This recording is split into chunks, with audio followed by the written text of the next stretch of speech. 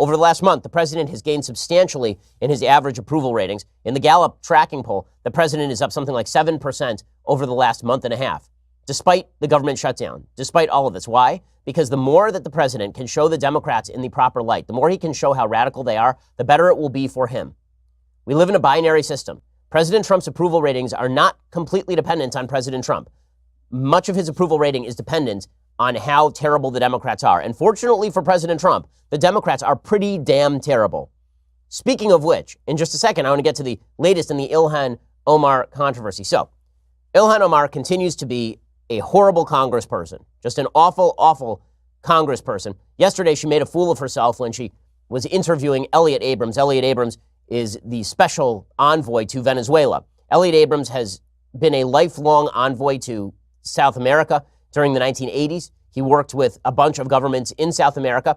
Now, you'll have to recall that in the 1980s, there were serious conflicts in South America in which the Soviet Union was specifically attempting to overthrow certain governments in South America and Latin and Central America, attempting to overthrow those governments and put in place communist dictatorships. And the United States was deeply involved in funding a lot of regimes that were bad. But the question is, were those regimes actually worse than communist dictatorships? The answer was no.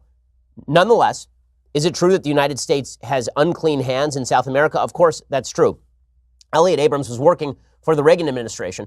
He was not in favor of human rights violations. He was in the middle of a Cold War, and he was attempting to make changes in South America and work with governments making changes in South America that would eventually lead to democracy. So he worked, for example, in El Salvador. In El Salvador, there was a civil war between a communist uprising, a communist front group that was run basically by the Soviet Union and funded by the Soviet Union. The United States backed the El Salvadorian government, which was a dictatorship. In 1984, there was an election in El Salvador, and that began the process of transition away from military dictatorship and toward a democracy that did not violate human rights in the same way. During that same period, the United States took in hundreds of thousands of Salvadorian refugees. So it is simply not true that the Reagan administration, the Clinton administration, they turned a blind eye to all of the human rights violations in El Salvador. Ilhan Omar was asking Elliott Abrams questions, and you have to understand, the reason that she was going hard after Elliott Abrams was not really because of things she suspected that he did back in the 1980s. That is not the real reason she's going hard after him. The real reason Ilhan Omar is going hard after him is because she is a defender of the Maduro regime.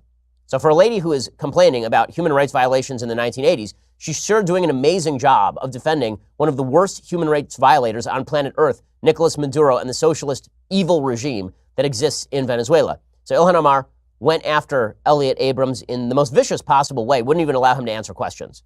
The U.S. policy in El Salvador was a fabulous achievement.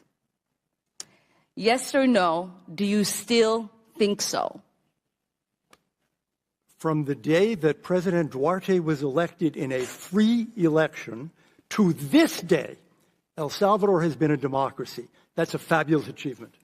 Yes or no, do you think that massacre was a fabulous achievement that happened under our watch? That is a ridiculous question, and yes or no? No. I will take that as a yes. I am not going to respond to that kind of personal attack, which is not a question.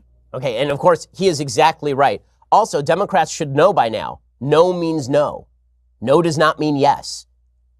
The idea that she can say, do you believe in human rights violations? And he says no. And she says, well, I'll take that as a yes.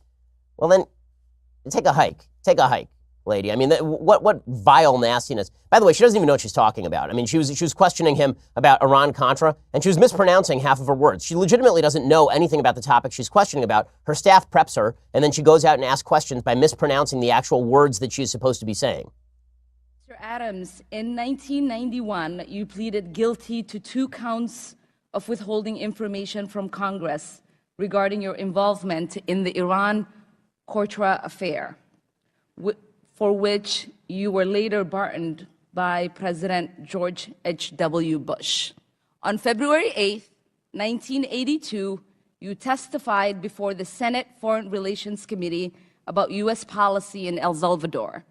In that hearing, you dismissed as communist propaganda report about the massacre of El Mozote. Okay, so she doesn't know what she's talking about, and she's a nasty human being.